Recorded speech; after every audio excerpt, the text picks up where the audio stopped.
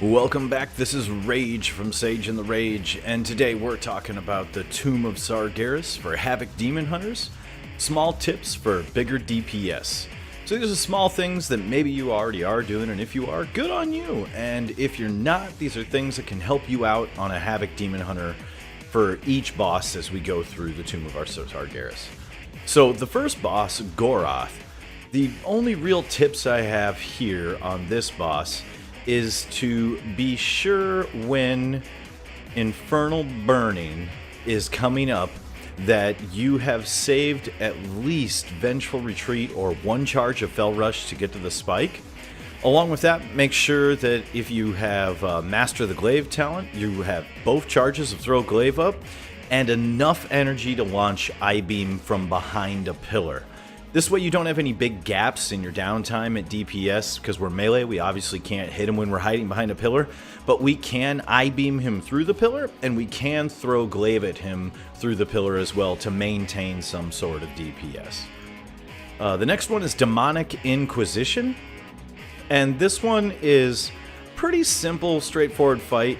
There's just one big thing that really helps out with DPS and downtime on this. When you're on Bellic, be sure, of course, as always, to get the interrupts, as many as you can, without hogging them all or screwing your raid over out of an interrupt order. But when Fell Squall is about to come up, you need to look at your DBM timer, see where Fell Squall is. If it's like 5 seconds away, make sure that you have a charge of Fell Rush or that Vengeful Retreat is still on cooldown. And if your off-tank is doing as most tanks do, positioned the other guy, Artigan, away from him, you should be able to Vengeful Retreat, spin around, and instantly start hacking away at Artigan, or Fell Rush with a Strafe or anything else like that to get there to switch targets quickly. The other thing I would say on this fight is that when your Chaos Blades Nemesis cooldown comes back up, watch where Fell Squall is on the DBM timer. You don't want to put Nemesis on Bellic only to have to switch to Artigan and waste all that uptime. So there's that one. Harjatan is, there's really nothing to this fight as far as tips go, except for, you know, save your cooldown on Fury of the Illidari if you can see when mobs are going to be coming out. If you're running the single target spec with Blade Dance and First Blood, obviously you need as much AoE to keep up and be competitive as possible. So you're going to want to use Fury of the Illidari when all the ads come out. Make sure that you have, you know, I-Beam off cooldown if you're not Demonic spec, if you are the single target spec. So that way you can I-Beam them all down and then just do the normal single target rotation. Nothing really that special here. Sisters of the Moon. This fight only has a couple things. One, there are times where you're going to get marked with certain debuffs that are going to make you have to go from one side of the room to the other, and when that happens, just use your Vengeful Retreat. Make sure that you pan the camera out quick or look where you are. Vengeful Retreat into the good, drop the debuff, and then Fell Rush back to your boss or Fell Blade to them. The only other thing here again is that when we get to Captain Yethay Moonstrike, be sure that you have a Fury of the Illidari ready to go when the ad comes out, the owl. Be sure that I-Beam is off cooldown so that when that owl comes out, you can hit it hard as well and get that double dip of DPS on both targets at the same time. Nothing really special there. Mistress Sazine, as we're going to pronounce her name, is kind of the same way. Make sure that when ads are out, that you have Fury of the Illidari and I-Beam up, but ads are out the entire fight, so this isn't something you can really kind of specify. You know, specifically plan for, so to say. What I would say, though, is this is a great fight for the legendary Seifu's Secret. You can always count on being able to use Chaos Nova on the ads to get that many Bloodlust. So really, if you want the best DPS, go Demonic spec if you're a person who likes to change specs throughout the raid instances per fight for the best performance. But if you're just rocking that single target spec all the way through the raid on normal or heroic, go ahead, and if you have Seifu's Secret, go ahead and switch to it. I mean, maybe you like the shoulders, the Delusions of Grandeur, you want to keep your 2-minute meta, but it's really handy to have Seifu's because you're getting that many Bloodlust, you're getting a movement buff which can help you get in the way of the beams that go out. The what is the name of that move? The shot. From the Abyss Stalker. I don't remember what the name of the move is, but it's a green beam and you've got to hop in it on normal, and on heroic there's 3, so having the movement speed increase can really help out with that ability. Next up we have the Desolate Host, and for a Demon Hunter I would recommend that you be on the live side of normal or heroic, but if your raid leader wants you over in the soul side, well, go ahead, you know, just do your AoE and plan accordingly for when the ads come again with Fury and Illidari and I-Beam. On the live side, this fight takes a little bit more coordination, and it's another great one for Sephu's Secret. I'm a big fan of that ring. I know a lot of people aren't, but this is one, again, you can reliably get those procs for a big part of this fight. So on this fight, Desolate Host, we're going to be really focused on the opening of the fight. If you're on the live side, like I hope you are, you get to dive in, hit the mobs, unload with a Fury of Illidari, hit an I-Beam, hit your Blade Dance, and then hit Chaos Nova. Now you should have already dived in with meta. Don't hit Chaos Blades and Nemesis until you hit Chaos Nova on the ads. Now on Heroic they're going to have this ability called Bone Armor. And once they reach about half their life, you really can't do that much damage to them anyway, so you switch off until that debuff goes away into the boss. This is the perfect time. Chaos Nova them at around 50% health, switch to the actual Engine of Souls, and hit Chaos Blades and Nemesis. And then go ham, because you've got your regular Bloodlust, meta's already active, and then you've got your mini Bloodlust on top of it. You can spam Annihilation as fast as that global cooldown can come around if you're running Demon Blades with the amount of haste that you have. It's absolutely mind-blowing how much damage you can unload. And then as the fight goes on and the Bone Armor falls off, go back to them, save up, you know, your I-Beam again, hopefully it's ready. And then just rinse and repeat, you know, Fury of the Illidari, I-Beam, Blade Dance, Chaos Nova, switch back to the main target when Bone Armor is up with that mini Bloodlust, so that you're pumping out the maximum damage you can on the single target when you need to, then switch back when the Bone Armor falls off. Next up is the Maiden of Vigilance. Now, this fight is got a couple things for it. One, I would go back to Delusions of Grandeur, but again, Sephu's Secret can pull off if your raid team is aware of the fact that if you're the only Demon Hunter, or if there's multiple Demon Hunters, you guys can take turns if you have Sephu's on. When you switch phases after you've been infused and you run through all the orbs with your raid team and you're either light or fell, when you get to her and you DPS down the shield, you need to interrupt her.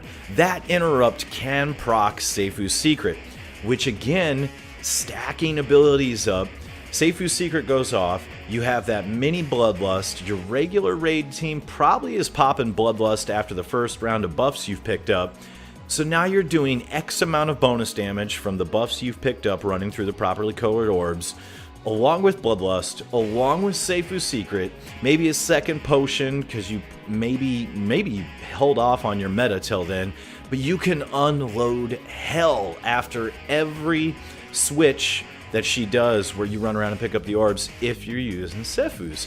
Well, you've got that boost, which is just maximizing those things. Or you can go Delusions, same thing. Another great thing on this fight is, especially in Heroic, you've got a lot less window and there's no slow fall when you have the debuff where you need to jump down the center hole. Save your Vengeful Retreat, and on about when it says 3, 2, when 2 comes, Vengeful Retreat, backflip into the hole. The extra height will give you the time where 2 doesn't hurt you, 1 you're at level with the hole, and as you blow up, you'll be right below it. It's a nice way to get around because I've noticed myself and a lot of other players on Heroic ToS that the DBM timer versus the timer of when it actually goes off are 2 different things, and 3, 2, 1 is a different count. It's kind of funky. Maybe they've updated DBM by the time you watch this video, but you can always save Vengeful Retreat to get yourself into the hole on 2 exactly, or a little bit before 2, right after 3, and then you'll be right where you need to be. Fallen Avatar. This one has a few things, whether you're in normal or heroic. You're going to have to switch to the extra Maiden ad that is in on the fight while you're on the upper floor with the Avatar. And what you want to do is save your Fury of the Illidari after your opening one, of course, so that when she does Protocol, if your tank is doing a decent job, they'll have her where she's close to the Avatar. This way you're DPSing her and him, causing the burst to go off for more when it ends off Fury of the Illidari, helping your team get rid of the shield faster. Save your I-beam, line yourself up so you can hit her and him, maximizing the throughput while you have to switch those targets. Also, don't, and this seems like a simple overstatement, but don't pop Chaos Blades Nemesis both on the Maiden ad for Protocol. If you need to, pop Chaos Blade separate to burn through the shield, and then hit Nemesis back on the Avatar. If you're someone like me who has Chaos Blades and Nemesis macroed together, on this fight, sometimes if other people are dying or DPS is a little low due to mechanics that have gone wrong, you don't want these two things macroed together because you need to burn through that shield or it's a wipe. When you get to the bottom, or anytime the Avatar does rupture realities, this is a great time. When the cast bar gets to about 3/4 full, then as a Havoc Demon Hunter, Vengeful Retreat, land, and strafe Fell Rush away just so you're still in distance of Throw Glaive. You're going to take a big hit, maintain your DPS, throw one glaive, and then use the other charge of Fell Rush back to the Avatar, and then you're just DPSing again. You can stay in there a lot longer than some other melees, but you're going to have to get used to this, and as you gamble it, chances are you're going to blow yourself up or maybe get hurt trying to time it right. But 3/4 of the bar, Vengeful Retreat, Fell Rush away, throw a glaive, Fell Rush back. Less downtime equals more DPS. And then finally, Kiljaeden. Kiljaeden, there's only a couple things to be aware of here. One, when he's in the air phase, you really can't do that much damage, so stop worrying about it. Focus on the mechanics. Get in the Armageddon swirlies, do your job. Lastly, if you're on Heroic and you are progressing as a team, or maybe even normal, and that Armageddon blast is really hurting, and as a Demon Hunter, you can get to the blast a lot faster than some of your other melee cohorts and counterparts. You can get there really easy with the movement we have. This is not a bad fight to put on the chest piece, which is Acker the Eternal Hunger. Vengeful Retreat heals you for 25% of your maximum health and grants you 20% leech. This allows you to dive into an Armageddon, take the hit, Vengeful Retreat back out to the center where you're probably going to need to be for other mechanics, or Vengeful Retreat into the opposing corners for the gigantic blast that's going to go off. Let me see here. What is the name of that blast? Rupturing Singularity. This can get you to where you need to be and heal you up for the next one. Now, I only recommend that you use the Legendary Chest if you're on progression and the healers are taxed and people are learning. Otherwise, go back to your standard Legendary, Delusions of Grandeur, anything else like that. This is not a good fight for Seifu's Secret. The ads that spawn, the shadow versions of yourself that come out, those ads, when you hit Chaos Nova, it doesn't stun them properly, it doesn't give you a Seifu's proc, and you can't interrupt them. So don't use the ring on this fight. Most of the time when we see ads, we're like, oh, we can use the ring. This is not such the case on Kiljaeden. The last one for this fight is, please remember, as a Demon Hunter, you have this thing called Spectral Sight. When you flip to the phase where you're supposed to find Illidan, you are one of the classes that can find him the fastest. 1, you can click on Spectral Sight. 2, you have Fell Rush to get to him. Be sure that you're doing your part in finding him as fast as possible for the rest of the raid during that phase. And that is the Deceiver's Veil. You need to find Illidan quickly. After that, just, do the mechanics, turn and burn, have a lot of fun. The only other thing I might say that I forgot on Kiljaeden is Bursting Dreadflame and Focused Dreadflame. Focused Dreadflame. It's going to go in a line on Heroic. And if you're 5 yards next to somebody else, they're going to take damage with you. So it's nice to line up with the person who's being hit by it from Kiljaeden to the person. As a Demon Hunter, you can get to the front of the line, the closest to Kiljaeden, faster than almost anybody else. And this makes sure that there's always somebody in the flame and make sure that you're doing your job to not be 5 yards next to everybody else. And then you can, again, vengeful retreat back after you take that hit. Just another reason to use that legendary chest during this fight. And then get back in the action, already healed up and ready to take the next Armageddon / Focus Dreadflame. So those are small tips and little hints to help you guys out planning to do more DPS. And uptime equals damage. Downtime is the enemy of melee DPS. So I hope this video helped you out. Hope there was some things that you enjoyed. And if you like this content, hit like and subscribe. Leave a comment down below. And we'll hope to see you in Azeroth at some point. And 7.3 in Argus.